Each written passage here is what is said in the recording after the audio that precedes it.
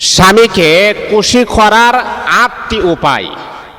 এই উপায়গুলো একজন নারীর জেনে রাখা খুবই প্রয়োজন আমি মনে করি। কারণ বর্তমান যে জামানা চলতেছে, মা বোনদের জন্য এটা খুবই একটা সেনসিটিভ একটা বিষয়।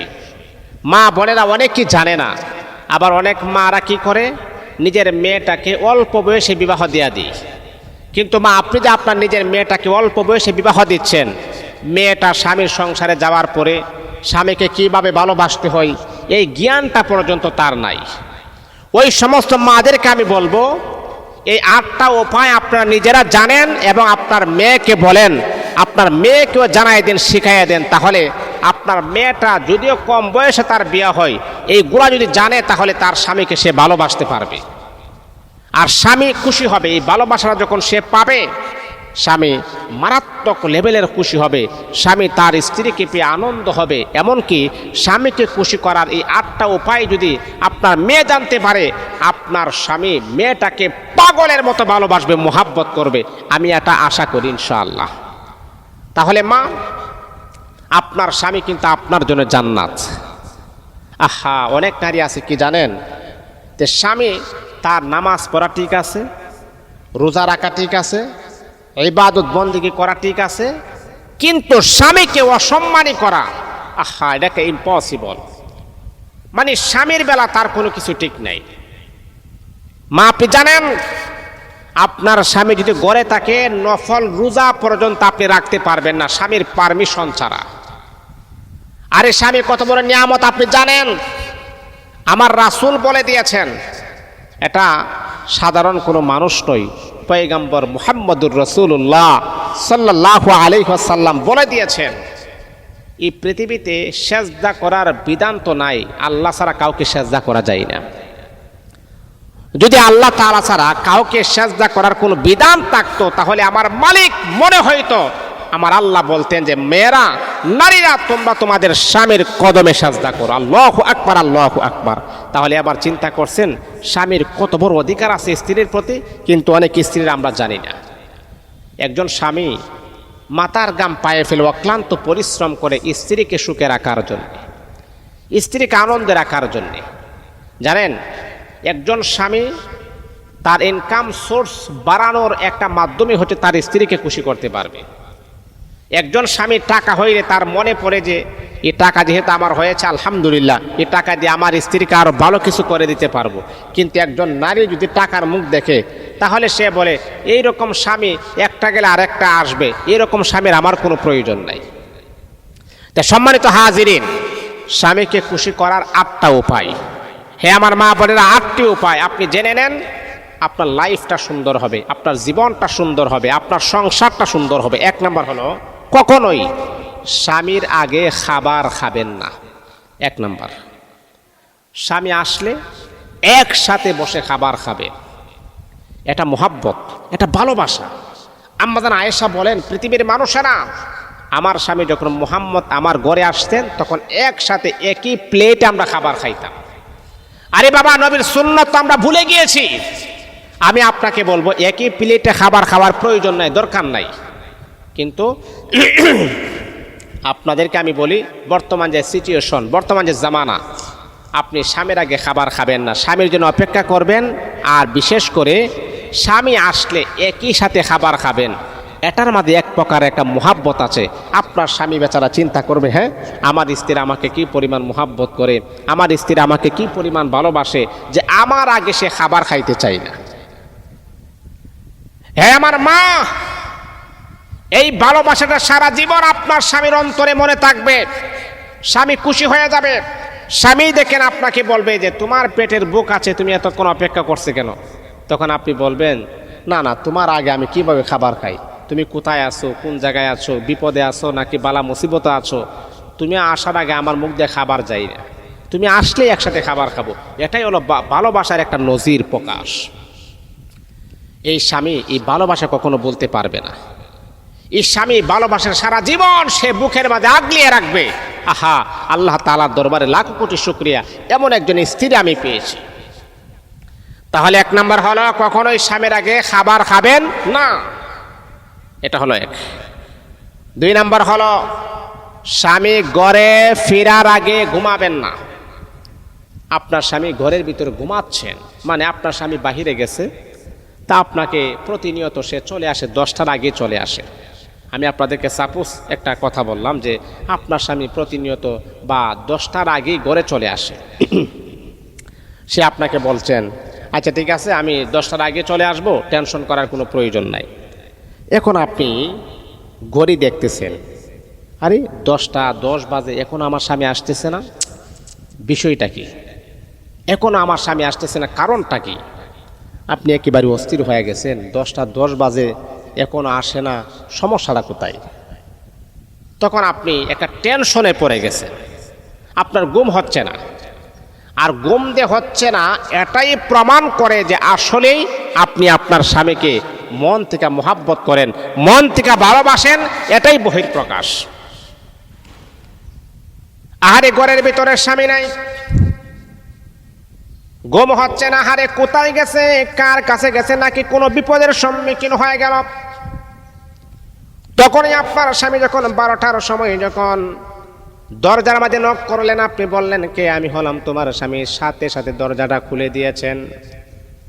এক পর্যায়ে আপনার স্বামী বলল, স্ত্রী হে, রাত 12টা বাজে এখনো তুমি ঘুমাও নাই, কারণটা কি? স্ত্রী বললেন, স্বামী হে, প্রতিদিন তুমি 10টার সময় ঘরের ভিতরে চলে আসো, আজকে যখন 10টার উপরে বাজে আমার টেনশন শুরু হয়ে গেছে। না জানি আমার স্বামীর জানে কি হয়েছে, না জানি কোনো মুসিবতের ভিতরে পড়ে গেছে, না জানি কোনো বিপদ আপদে তাকে গ্রাস করেছে। ও আমার প্রাণের স্বামী, আপনার কথা চিন্তা করতে করতে এখনো পর্যন্ত আমার 2 চোখের মাঝে কোনো ঘুম আসে নাই। এই যে কথাগুলা বলছেন, আপনার স্বামীর অন্তরে এক প্রকারের ধাক্কা লেগেছে। আরে আমার স্ত্রী আমাকে এতটাই ভালোবাসে যে আমি ঘরে আসার আগে সে ঘুমাইতেই পারে না। এটাই হলো ভালোবাসার বহিঃপ্রকাশ। এই ভালোবাসাটা স্বামীর মনে থাকবে, স্বামীকে খুশি, স্বামী তো 100% খুশি হয়ে যাবে। এটা হলো 2 নাম্বার।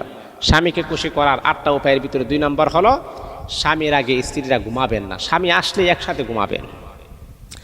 3 নাম্বার হলো সকালে স্বামীর আগে ঘুম থেকে উঠবেন না, স্বামীর আগে ঘুম থেকে উঠবেন স্বামীর আগে।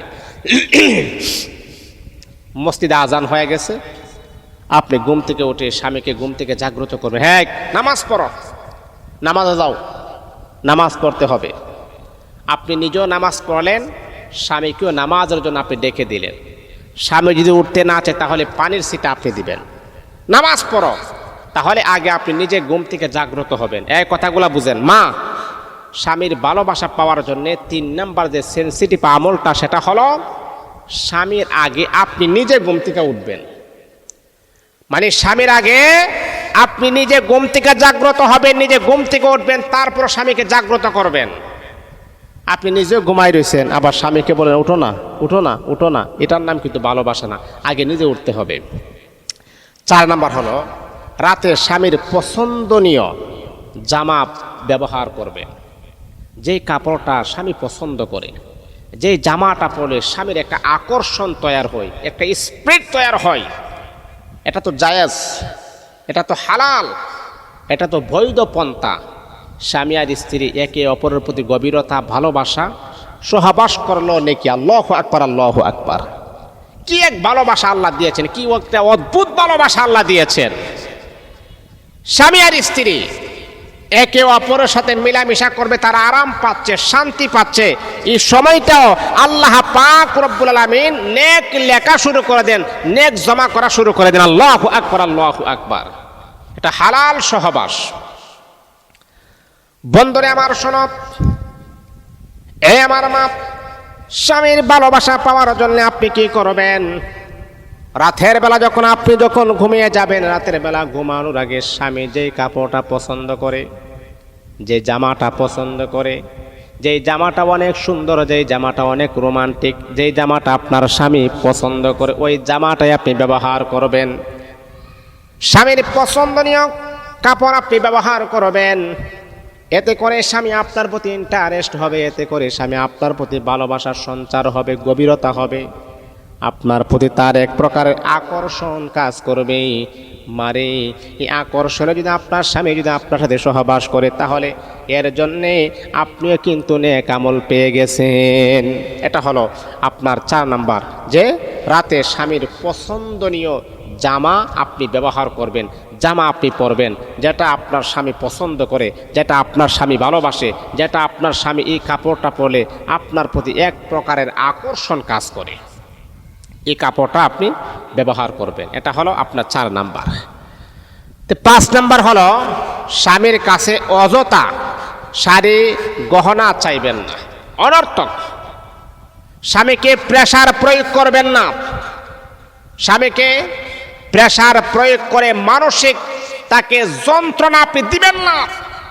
আরে মা, আপনি তো জানেন আপনার স্বামী বেতন পায় কত, তাহলে আপনার স্বামীকে কেন আপনি মানসিকভাবে টেনশন দিচ্ছেন, কেন আপনি তাকে প্রেসার দিচ্ছেন? এই প্রেসারটা দিবেন না আপনি। স্বামী যদি আপনাকে খুশি হয়ে একটা জিনিস দিয়ে আলহামদুলিল্লাহ শুকরিয়া, কিন্তু আপনি জানেন যে আপনি যে কাপড় আপনি চাচ্ছেন, যে শাড়ি গহনা আপনি চাচ্ছেন, আপনার স্বামীর বেতন হচ্ছে মাত্র, একটা কথার কথা, বেতন হচ্ছে 20,000 টাকা। এখন আপনি একটা গহনা চাইছেন যার দাম হচ্ছে 50,000 টাকা, আর বাকি টাকা কি আপনার স্বামী কি চুরি করে নিয়ে আসবে? তে মা, আপনি তো আপনার স্বামীকে মোহাব্বত করেন, ভালোবাসেন, আপনি তো চান এই ভালোবাসাটা যেন সারা জীবন যেন অ্যাক্টিভ থাকুক, সারা জীবন যেন ভালো থাকুক, তাহলে কেন আপনার স্বামীকে আলগা প্রেশার কেন আপনি দিচ্ছেন? এই কাজ কখনো আপনি করবেন না। 6 নাম্বার হলো স্বামী রাগ হলে নিজেকে সংযত রাখবেন। স্বামী যদি রাগ করে, স্বামী যদি অভিমান করে, যদিও আপনি জানেন তার রাগটা আনলিগেল, লিগেল না, দোষ তার, আবার সে আবার রাগ করছেন, আপনি জানেন, জানার পর আপনি চুপ থাকবেন, কথা বলবেন না। যখনই আপনার স্বামীর রাগ যখন ঠান্ডা হয়ে যাবে, সুন্দর করে তার কাছে বসে আপনি বলবেন, স্বামী হে, এই যে রাগ করে তুমি আমাকে অনেক কথাবার্তা বলেছো, তুমি আমাকে গালিগালাজ করেছো, আসলে কিন্তু এই কাজটা আমি করি নাই। যখনই মা আপনি যখন আপনার স্বামীকে যখন বুঝাইতে পারবেন, আল্লাহর কসম, আল্লাহর কসম, আপনার স্বামী ওই সময় ঠান্ডা মাথায় বোঝার পরে দেখবেন ওই স্বামী আপনার কাছে মাথা নত হইতে বাধ্য হইতে 1 সেকেন্ড দেরি হবে না। সেই বলবে যে আসলে আমার ভুল হয়ে গেছে, অন্যায় হয়ে গেছে, অপরাধ হয়ে গেছে, এটা নিয়ে তুমি কষ্ট পাও না, রাগের মাথায় তোমার অনেক কিছু বলে ফেলেছি। আর আপনি যদি আপনার স্বামী রাগের সময় যদি আপনিও রাগ করতেন, তাহলে বলেন তো ঘরের ভিতরে আগুন জ্বলতো কি জ্বলতো না? একটা আগুন যখন জ্বলে, আপনি যখন পানি দিবেন আগুনটা আরো বেশি দাও দাও করে জ্বলে। মা, সেই জন্য আমি বলছি শুনেন, স্বামী যখন রাগ করবে কোনো কথা বলবেন না, আবার স্ত্রী যখন রাগ করবে স্বামী কোনো কথা বলবেন না। এই সংসারের ভিতরে আল্লাহ প্রদত্ত নিয়ামত আমার আল্লাহ ভরপুর করে দিবেন, শান্তি রহমত আল্লাহ নাজিল করে দিবেন। এটা হলো আপনার 6 নাম্বার। 7 নাম্বার হলো স্বামীর কথা, স্বামীর কোনো কথা পছন্দ না হলে তর্ক করবেন না। আপনার স্বামী একটা কথা রং, এনিথিং রং রং বলেছেন, এটা আপনার পছন্দ হতে পারে, পছন্দ নাও হতে পারে। পছন্দ যদি নাও হয় তাহলে আপনি এটা নিয়ে তর্ক করবেন না, এটা নিয়ে বাড়াবাড়ি করবেন না। কারণ জানেন আজকে এমন একটা জামানাতে আমরা বসবাস করতেছি, সামথিং ছোটোখাটো বিষয় নিয়ে তর্ক লাগছে, এই তর্কটাই তাদেরকে বিচ্ছেদ পর্যন্ত পৌঁছাইয়া দিছে। এই তর্কটাই তাদেরকে সর্বনাশ করে দিয়েছেন, এই তর্কটাই তাদের স্বামী স্ত্রীর জীবনটা দুলিশাত করে দিয়েছেন। এই জন্যে আমি আপনাদের পায়ে হাত রেখে বলি, তর্ক করবেন না, তর্ক করবেন না, ছোটোখাটো বিষয় নিয়ে তর্ক করবেন না। স্বামী একটা কথা বলছে, এটা রং, এটা আপনার পছন্দ হই নাই, আপনার পছন্দ হই নাই বিধায় আপনি তর্ক করবেন না, তর্কর ভিতর আপনি যাবেন না। 8 নম্বর হচ্ছে স্বামীর সাথে উচ্চ সুরে কথা বলবেন না, নাউজুবিল্লাহি মিন যালিক। এই কাজ কখনো আপনি করবেন না, স্বামীর সাথে কখনো আপনি উচ্চ সুরে কথা বলার অভ্যাসটা পর্যন্ত আপনি করবেন না। না, একজন পুরুষ আছে ঘরের ভিতরে, একজন স্বামী আমার, সে আমার স্বামী, আমি তার উপরে কথা বলবো, এটা বেয়াদবি, এটা রং না। একজন নারী, তার যেমন চেহারা যেমন পর্দা করা ফরজ, বডির যেমন পর্দা করা ফরজ, গোটা অঙ্গের যেমন পর্দা করা ফরজ, ঠিক তদ্রূপভাবে ওই নারীটার তার কণ্ঠের পর্দা করার বিধানটা আমার আল্লাহ ফরজ করে দিয়েছেন। কারণ নারীদের কণ্ঠের ভিতরে একটা আকর্ষণ আছে, এই আকর্ষণে অনেক পুরুষ পাগল হয়ে যায়। এই জন্যে মা, স্বামী যখন কথা বলবে স্বামীর আওয়াজের উপরে আওয়াজ করে কথা বলবেন না। এই 8টা কাজ যদি কোনো নারী করতে পারে, আমার দৃঢ় বিশ্বাস স্বামীকে খুশি করার জন্য 8টা কাজই যথেষ্ট। স্বামী আপনার প্রতি খুশি হবে, 100% খুশি হবে। আপনার স্বামী যদি আপনার প্রতি হ্যাপি থাকে, খুশি থাকে, ওই স্বামী দেখবেন আপনাকে ছাড়া দ্বিতীয় কোনো নারীর কোনো অপশনে তার মাথার মাঝে থাকবে না। আর আপনি তাকে দিনের পর দিন অ্যাক্সেস করেন, প্রেশার প্রয়োগ করেন, তাহলে আপনার স্বামী কেমনে ভালোবাসবে? সে তো পরকীয়া করবেই, আরেক জায়গাতে শান্তি তালাশ করবেই। এই জন্য মা স্বামীকে খুশি করার জন্য এই 8টা কাজে যথেষ্ট। আল্লাহ আমাদের স্বামী স্ত্রীর সংসারের ভিতরে মিল, মোহাব্বত, ভালোবাসা যেন আরো গভীরতা যেন দান করেন।